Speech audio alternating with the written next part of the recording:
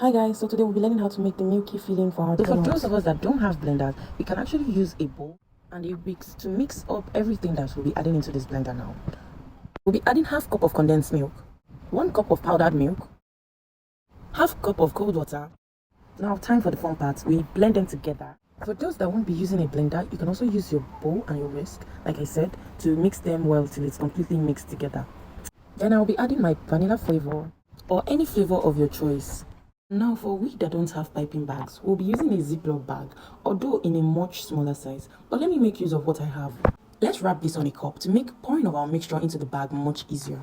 Now I'll be pouring that into the Ziploc bag, setting it in and removing all bubbles from it.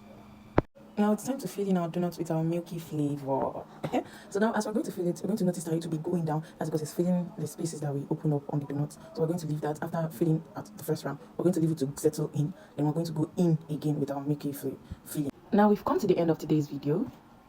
If you've not subscribed and liked this video, I don't know what you're waiting for. For those that tried this out, I'll be waiting for your feedbacks in the comment section. Bye guys.